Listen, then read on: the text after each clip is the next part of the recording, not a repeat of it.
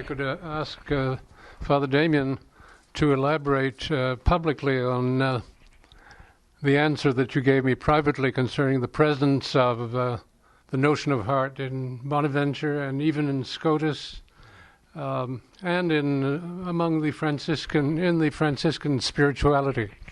I think everybody should hear your more elaborate answer to my question. For example, is the word cor already used, as in cor ad cor loquitur, which I think is from Newman, is it not? Perhaps I could. Is the notion of cor used in Franciscan spirituality of that time? It depends on the patristic tradition, particularly St. Augustine. Cor nostrum inquietum est donaque quiescant in te. Our heart is restless until it rests in thee, for who was made. And the meaning of heart in St. Augustine is tributary ultimately to the meaning that it has in the scriptures, where heart ultimately in the Old Testament in particular, and many places in the New Testament, is more or less used as a synonym for person. Where we would say person today, they would speak about heart. It's not really the center of the affections.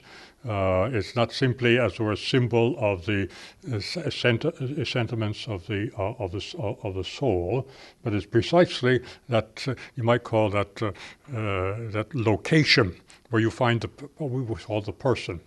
It's at the very heart of my being. We use it every day still in English with senses that go beyond the merely psychological. Number two, the interpretation of entering into oneself in the Itinerarium, the mind's journey to God, is very much linked to the Augustinian uses of the word heart.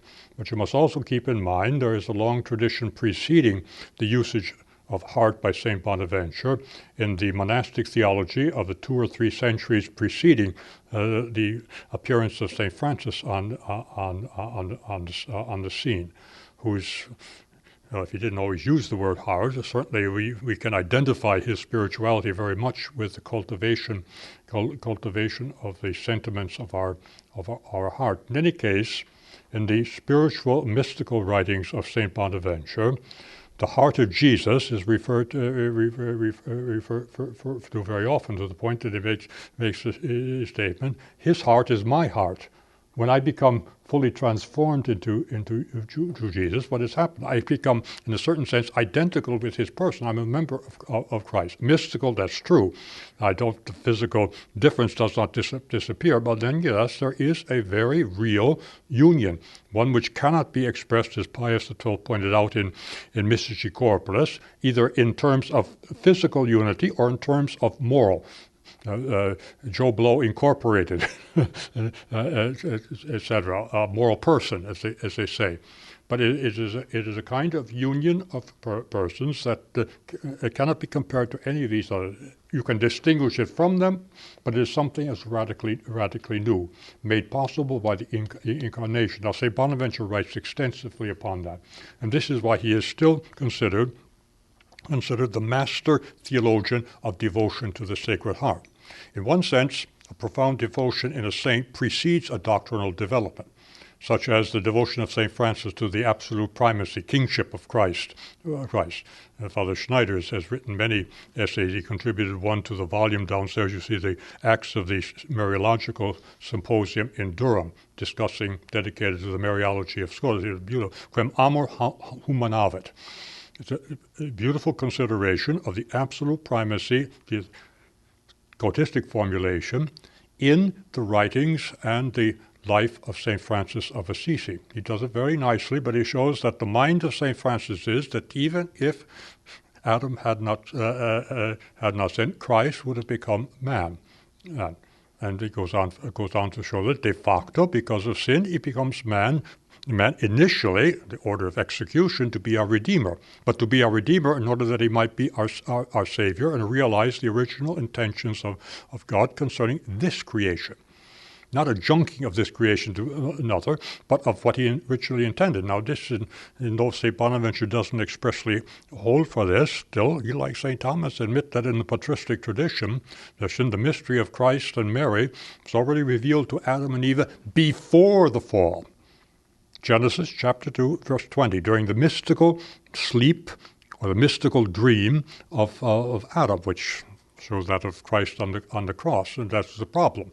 How do you explain then that it's only for the redemption in view of what happened after the fall? And the answers both Thomas and Bonaventure give are not exactly the most convincing.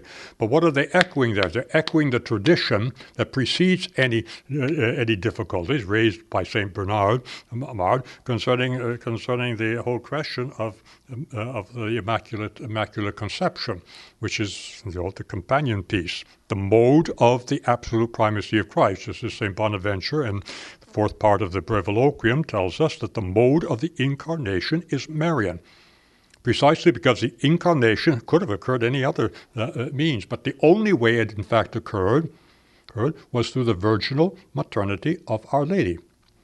Why is she the Virginal Mother? How can she be the Virginal Mother? That ultimately is because of the Immaculate Conception. All these things are bound up with the use of the word heart of Jesus and heart of Mary in the mystical writings of St. Bonaventure in particular, but there are many, you might say, off-the-cuff references to the heart in the doctrinal writings of St. Bonaventure. But in this case, the writings of St. Bonaventure in explanation, he has a doctrinal explanation, but that's another thing that has to be kept in mind. In the Franciscan school, there is a close and intimate, inseparable relation between doctrine and spirituality.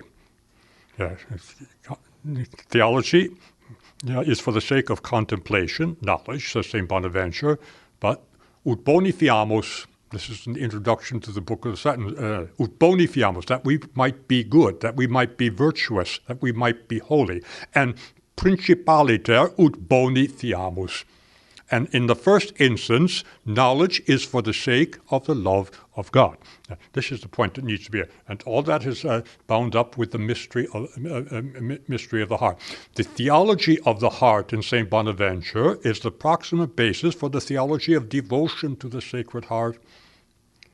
The devotion is popularized, universalized in the Church, beginning not simply with St. Margaret Mary, but basically with St. John Eudes, devotion to the two hearts.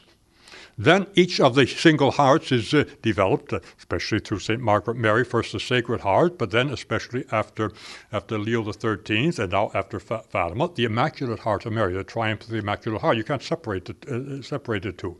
But the theology that stands behind the devotion to the two hearts, the covenant of the two hearts, in which we are included through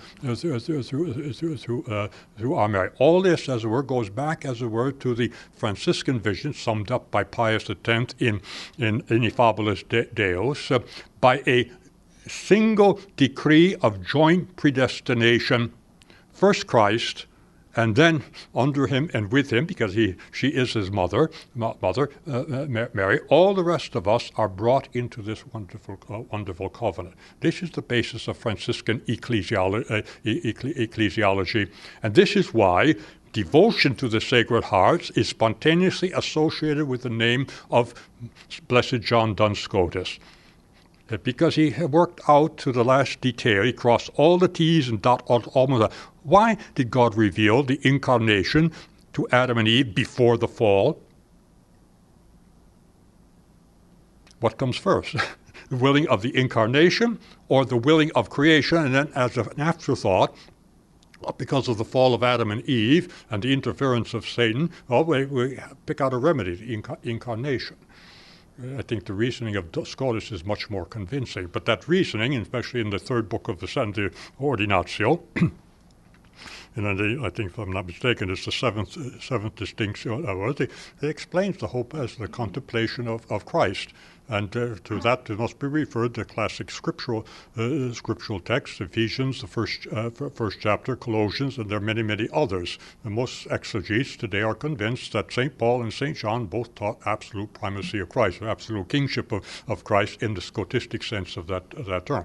All of that is part and parcel of the theology which supports, as it were, popular devotion. Devotion means, according to Father Neubert in his little book, The Devotion to Mary, which will come out in English in a few days for the first time. Devotion is simply intense love of a person deserving of our love. First of all, Jesus.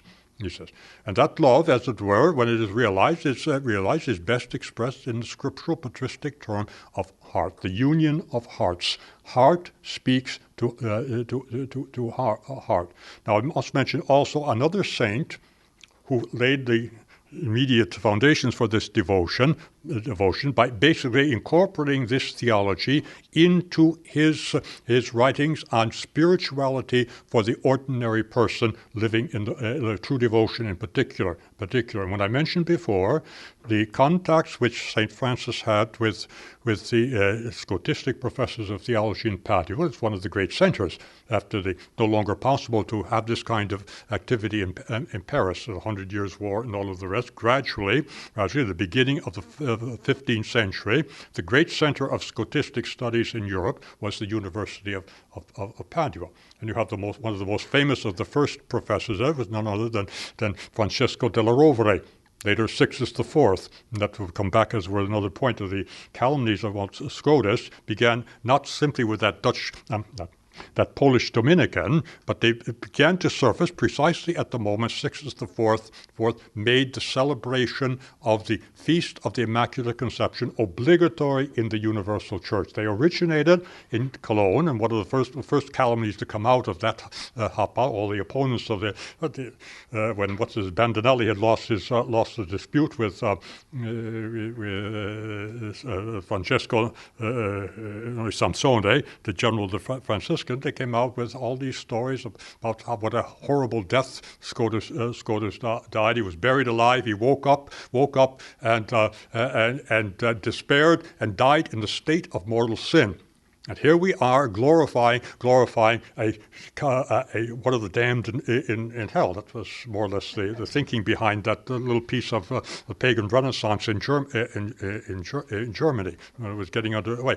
That, together with all of the other remarks about the type of willfulness that Scotus was propagating. Anyway, one of the most holy of the Scotus teaching at Padua in the 16th century, the end of the 16th century, in the years when St. Francis de Sales was a student there, was a man later the Minister General of the Conventual, the Bishop of Cariati, a very poor diocese, still is a poor diocese in southern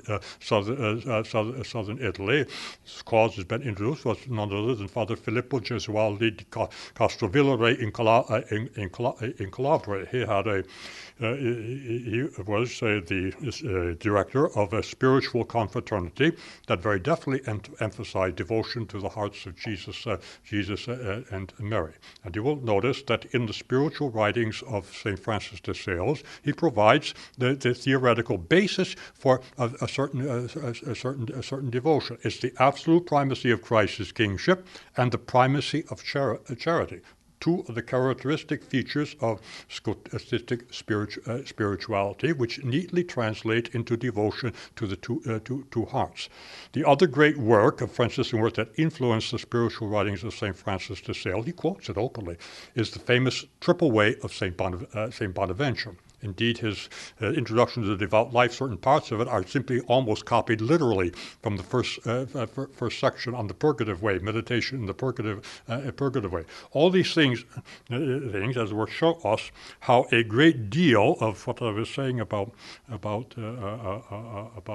the spirituality of St. Bonaventure and the Itinerarium, and very definitely reflect the teaching of the Fathers on the heart, and enter into maybe indirectly, because of the influence of St. Francis de Sales on Cardinal Newman. That's a known fact. He, as it were, with his studies of the Fathers of the Church and his knowledge of their heart, undoubtedly, as it were, began to think in a way which was very similar to the way the Franciscans were thinking, even if he had never read much of Bonaventure or Scotus.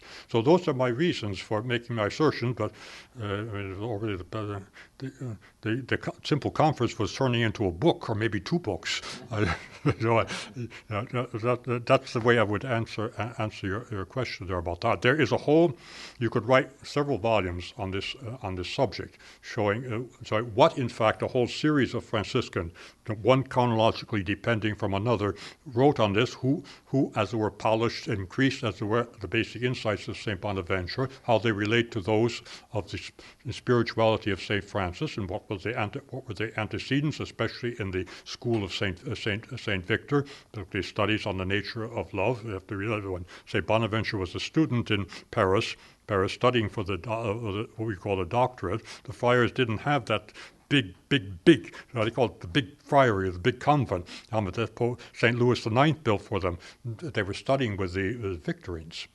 And the tradition there was that of Richard of St. Victor, Hugh of St. Victor in particular, and you'll find the influence, the particular definitions of the person, that rather than those of Boethius, that were chosen as reflective of the theology, metaphysics of the Franciscan school by St. Bonaventure and Scotus.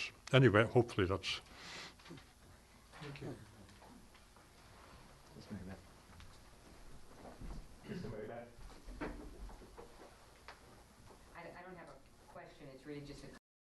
I don't know if you're familiar. I came across the homily that St. Francis de Sales gave on Christmas Eve, the week before he died. So at 1622, it was probably the last homily he gave. He has a long meditation that begins, "Consider the goodness of God," and the whole depiction of the order of divine intention to create the world, to become incarnate, to do all these things, all before the angels were created, all before humans were created, that everything was part of that intentionality. So in that homily, certainly, he gives an express laying out of Scotus's own argument. And in the treatise on the love of God, he refers directly to Scotus's reframing of Anselm's reason for the incarnation. Those are the only two actual textual references in Francis de Sales that I've ever come across where he, in fact, makes either nominal, either he names Scotus or he so clearly delineates the Scotist understanding of the primacy of Christ that you know he had to have been more than just superficially familiar with it.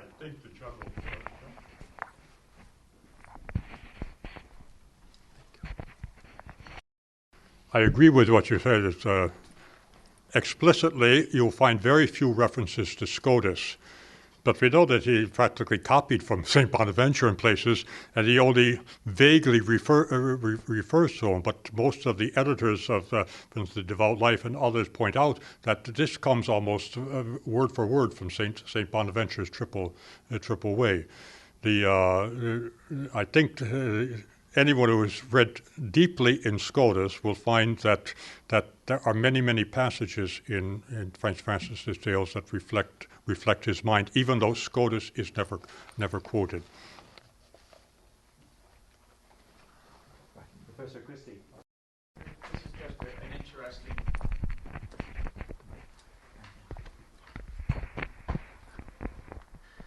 This is just an interesting note on that topic.